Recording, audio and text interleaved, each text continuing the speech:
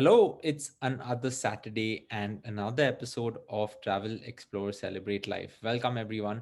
Hi, Sunila. I got my vaccine shot yesterday, so my arm is feeling a bit heavy. But, like, when did you get your vaccine shot? Oh, I got both my doses, Neil, and I don't know, it just feels nice that we have both the shots done. It's like this invisible cloak that we have, right? It really feels good. So good. Yeah, Congrats on getting your I first was shot. yeah, I was actually waiting for 3 months to pass since I got COVID, and then now Wow. that it's Yeah. done and I got my vaccine shot, I found it quite funny that I went and sat there and she was like, "Oh, are you a lefty or a righty?" I was like, "Oh, I write with my left hand. Why? Oh, then let's give it to you on the right hand." And I was like, "Oh, I didn't know that was a thing." But yeah, now that I realize my arm's feeling a bit heavy. But let's get started. It's the monsoons, and it is the time when you just sit in your balcony, admire the rains, have the kanda bhaji and your tea or coffee or whatever you like. The weather improves from the super hot summers. We have come to the monsoons. And in the monsoons, there are so many Indian destinations that are beautiful. Now, we could go on talking about a lot of them, but in this episodes, we decided that, let's talk about the top monsoon destinations. So, where do you think we should start? Neil, I think let's start. For me, when I think of India and I think of the monsoon destinations, there are two really broad categories. And one is, of course, where do you go to enjoy the monsoons, the rain, the clouds, the beautiful atmosphere? And two, what is the best time to visit in India right now? Typically, if you say, we generally, if you go back and think of when people would travel, they would travel in the summers, they would travel in the winters, they would travel, but they would not travel during monsoon really. So if, it made me think that is there any place in India for which it is the best time to travel now? And yes, we do have something right at the very top of India sitting out there and so beautiful, and that is Ladakh. So let's start with Ladakh, Neil, because I think if you think in terms of best time and best weather to travel, it is now. It's time to be in Ladakh That I right now. quite agree. But then, do you think people never used to travel during the monsoons? Was that because the summer holidays had just ended and everyone's come back from their trips, or what? Like, why do you think monsoons was never a popular time to travel? So I think if you think in terms of families, yes, you had the summer vacation. So everything depended on when schools would be closed for the vacation and when the children would have the vacation, and that was the time to go on a holiday. So traditionally, it was that one holiday in the year that people took, and I think we've progressed a lot from there, from that one holiday in a year to a holiday for no reason and no season all throughout the year, right? So I think it's all started with the school holidays and the school vacations. Typically, we would have our exams during April, May, and then after that, you have the big long vacation of the year. And once you're back, schools would start at least in Mumbai by around the first week of June. So school life has started, and you're traveling, and there's so many other things to be done, so everybody just gets busy, and there was no real long break or a long vacation that you could manage in the monsoons. And I guess that's why people didn't travel in the monsoons. But we have come a long way in that sense, because now you can just fly off somewhere, go off for a weekend and come back. You don't really need a very long break to enjoy things. And another change, another trend I find is a lot of friends are traveling together now. So a lot of other than the family. So probably you've done your family vacation in the summer, and in the monsoon, it's time to go out and discover nice places with friends. And I think it's a great time to go. Awesome. Let's go to Leh. Well, when you go to Leh, there's so much that you can do, right? There's great food. Well, it's a region that is shut for 6 months of the year, and then it just opens up, and everything is just beautiful. And like we did on our Facebook Live the other day, it is a destination which is like an Instagrammer's paradise, because you have the great Pangong, you have Leh in itself, you have Changla and Khardungla Pass. At Khardungla, you can have the highest cafeteria in the world. But what stands out for you in Leh? I think, Neil, for me, two things. Of course, it's all related to natural beauty because it is a paradise. So Pangong Lake and Nubra Valley are my two absolute favorites in Ladakh. And of course, everywhere you go, there is something to be seen and there's something beautiful to be discovered. So in terms of the tradition, the culture, and the beauty out there. But But two memories that are crystal clear in my mind, of course, is Pangong Lake, because the water, the beautiful blue color, is something I've not seen anywhere else. And the second is Nubra Valley, because the white sand desert and the twin humpback camels out there. And after you've done your day of sightseeing, you come back, you're in a camp, so you're actually staying in tents in Nubra, and it's so clear, the sky. So at night, just step out, watch the sky, and you have millions and millions of stars in the sky. I've not never seen so many stars. And the one thing I really learned in Leh, Neil, was to use the panoramic mode on my camera. I mean, there is just so much beauty and these landscapes that stretch for miles and miles. And to capture all of that into that one little phone, or, in your camera, is really difficult. But at the same time, there is no bad photograph in Leh, because everything looks beautiful. So what I would really suggest the, photography enthusiast, is if you have like a wide angle lens, please do carry it to Leh. You will be so thankful that you took it along with you. And for those using your phones, of course, a lot of phones have a lot of different apps and other things which help you take, these nice landscape photography. It's one of the best places to do that. Awesome. That's a great description to talk about Leh, and I think I'll like to leave it at that. But but from Leh, if you were to take National Highway number one, you come to the second destination on our list, and Mhm. from Leh, National Highway number one takes you to Srinagar, and we are going to talk about Kashmir. Srinagar, Kashmir also would be a destination that you would recommend in the monsoons, right? Definitely, Neil, because again, like Leh, this is also one of the best times to get to Kashmir. Though they do say that if you really want to appreciate the beauty of Kashmir, go there at least 4 times a year, because it is a place that gets 4 distinct seasons of the year. Like very often when we live in, in Mumbai, we say we have only hot and hotter weather. We don't really get any 4 seasons as such, but of course we have our monsoons. But in Kashmir, you can really enjoy spring, summer, summer, autumn, and winter too. And even the rains, it's not like the Mumbai rains, which are very heavy and they just stop life everywhere. You'll kind of like it if it rains as well, because there are some downpours, some showers here and there. But it's again a very beautiful place to be in. And in fact, this is the time when the apples are in the orchard, so you can go apple picking.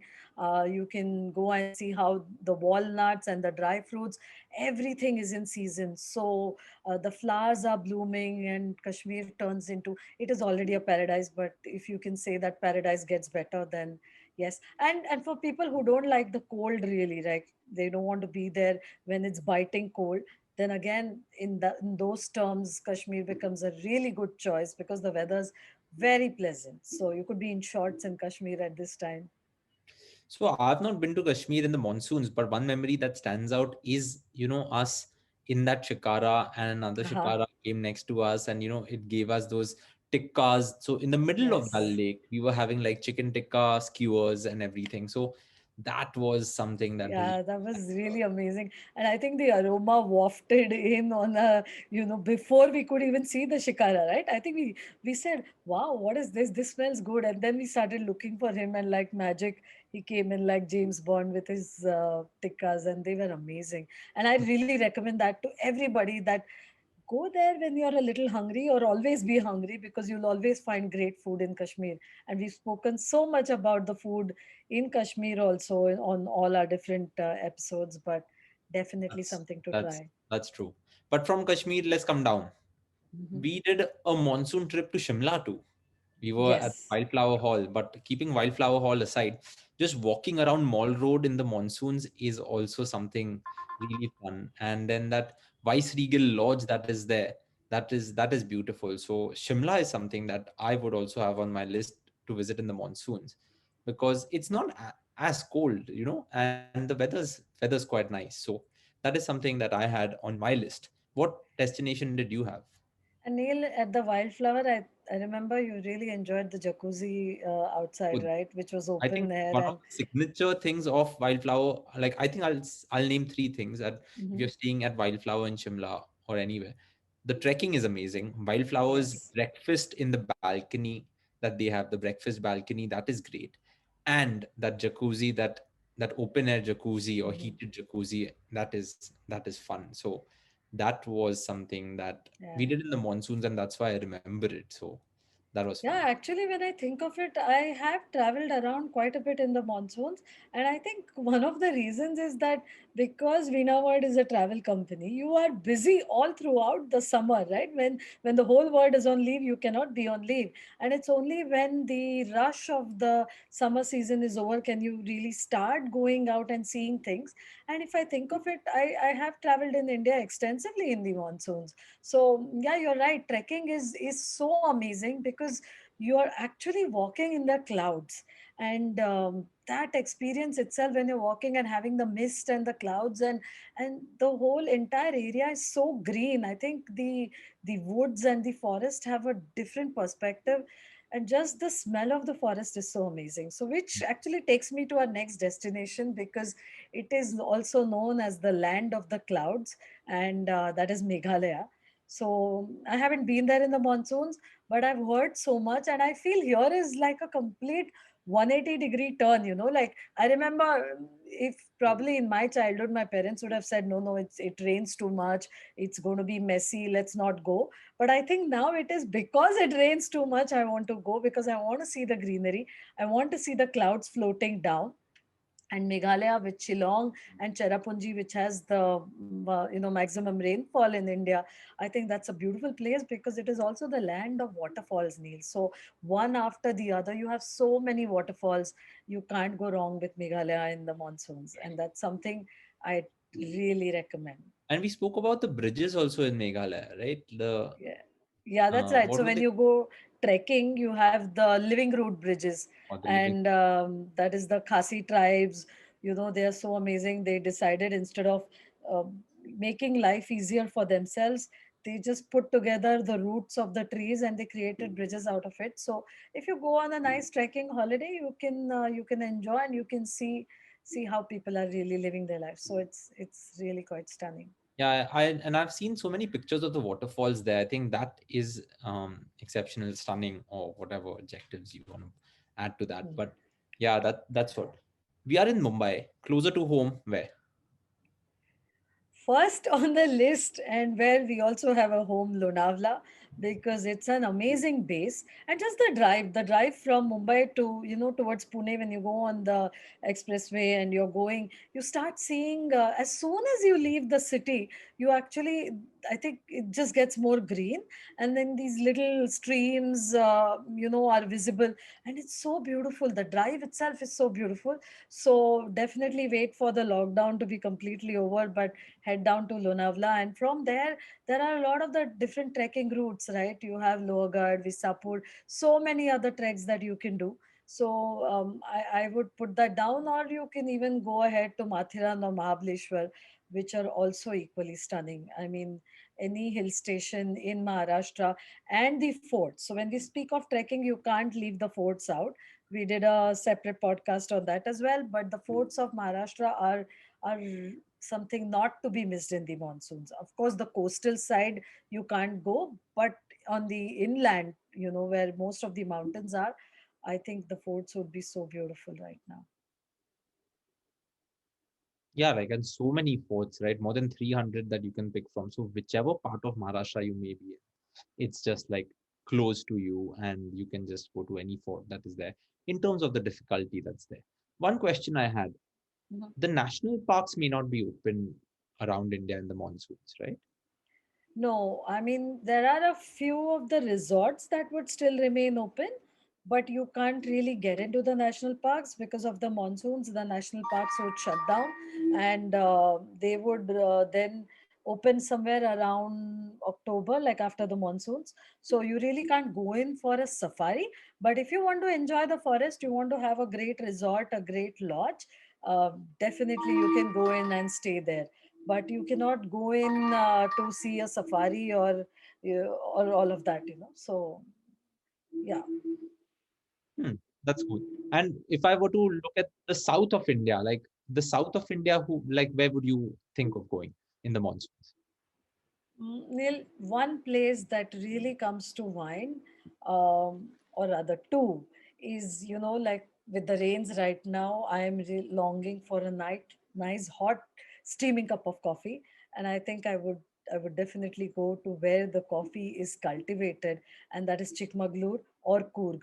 Both of these places are simply stunning in the rains, and I've been in both the places during the rains, and it was really nice. You're walking. In fact, it was so beautiful that I had to stop the car and I said, just park here. I want to walk around. And I remember walking for a good half an hour, 1 hour, just because the clouds were down. You are in the coffee plantations and you're walking. And then when you check into the hotel, you are welcome either with a nice cold coffee or a nice hot filter coffee. And then they say that this is of course from the local area. So both Chikmagalur and Coorg, and the good part is that now there are many really nice boutique properties in these areas. So along with the luxury five stars that you would see typically, you can choose to stay in some of them. One of them that I would really like to mention in Chikmagalur is the Java rain, and Java comes from coffee and rain, of course, so it tells you that you have to be there in the monsoons. And stunning properties, stunning villas out there, definitely a must do. Again, a lot of trekking that you can take part in from these places. So enjoy your stay at the coffee estates, go out trekking, be in nature, satisfy your natural, craving as much as you want. And I think all of us are longing for that with after being stuck at home. And the same with Coorg. Coorg is so beautiful and evolved back with its luxury private pool villas or their other villas, and they have a nice coffee walk. So they explain to you how coffee came to India, how it is done, what is robusta, what is arabica, and you learn quite a bit. Again, some really beautiful trekking around. So a good 4 5 days is what I would recommend, because yes, it does take some time to get there. The driving distances from Bangalore are about 5 6 hours, or from Mangalore as well. But these two places would be the top of my mind because I have lived there. And then there are some homestays as well, so you can choose some luxury homestays too. You spoke of the coffee plantations. I just remembered that in last December I actually did Wayanad, and the tea Mhm. plantations over there in Kerala are also something great. And what has happened Right. is that with these coffee plantations being there, with these tea plantations being there, there are many adventurous activities that have also been planned. So one of the Yeah. places in Wayanad was like just ziplining over the tea plantations, Wow. and that was something that was fun. Did you And do then that? there's You must have yeah, done of that. course, like Of course. whenever Yeah. you find anything Yeah. adventurous, I'm like the Yeah. first Yeah. one Yeah. to jump onto it. So that's great. Like we've discussed north, south, east, west. Anything we've missed out? Neil, there are a lot of other places we've missed out. And, I think if we keep talking for another hour, we'll still be ticking off places in India. But I think two places I would like to mention, or maybe three. I think I would like to squeeze in three. Let's complete the south. So one more place that I would really think of for the monsoons is Pondicherry, because it's a good idea any time of the year, but also in the monsoons it would be a little cooler and it would be really pretty. So when you're walking in the French town and you have these yellow walls, bicycles, the whole Instagram photo in your mind of Pondicherry, yes, you can take all of that. Also, another advantage is that most places are less crowded in monsoons, so it makes it even better to go out doing and just walking around the streets and taking the whole atmosphere in. So definitely Pondicherry. One more place I would say is Rajasthan, because very often we think of it only for the winters. Summers can get a little hot, but monsoons are actually quite pleasant. And Neil, the part of Rajasthan that we call Mewar, you have Jaipur and Udaipur, which is anyways the green part, and Udaipur, of course, the city of lakes. So just think of it. You're sitting maybe in a palace if you book one of the palace hotels. You have Fateh Prakash, you have so many out there, or any of the luxury hotels, and you're looking out at the lake in the monsoons and the rain is falling. It's really quite stunning. So Rajasthan is quite nice during the rains, and it's often overlooked. But I think if you can, because most of the luxury hotels are also, they offer great deals in monsoon, so it's the best time to be there. And the last on my list would be what all friends would always love to go to in a heartbeat and go there on the weekend, come back, go there maybe 4 times a year is Goa. I mean, Goa is great in summer, winter, but it is also beautiful in monsoon. There's a large part of Goa that is not all about the beach holidays. You have the green belt of Goa, which becomes even more green in monsoons. And I think Sushe Ghat, like just getting into Goa and feeling, somehow I feel the air just relaxes me once I'm in Goa. So, if you're looking for a holiday to just chill, Goa is a great idea in the monsoons. What do you think so? So Pondicherry to Rajasthan, and then from Rajasthan to Goa. That's quite cool. Like, we have visited all of these places of India in this one episode, and I'm glad that we've done that. But I think Goa is an apt way to end it, because it's the monsoons, Goa, and we spoke about Goa in the last 2 or 3 episodes also, because we were talking about Dil Chahta Hai, and Dil Chahta Hai, Yeah, how it that's right. showed Goa in a completely new light to everyone. It was just not about the beaches, it was about the fort, it was about the food, and a whole lot more. So awesome, Sunila. That was a great episode. Thank you so much for tuning in, all listeners. If you're listening to us on Spotify or Apple Podcasts, give us that rating, give us a comment, and we would love to come up with more and more episodes as we go along. Thanks, Sunila.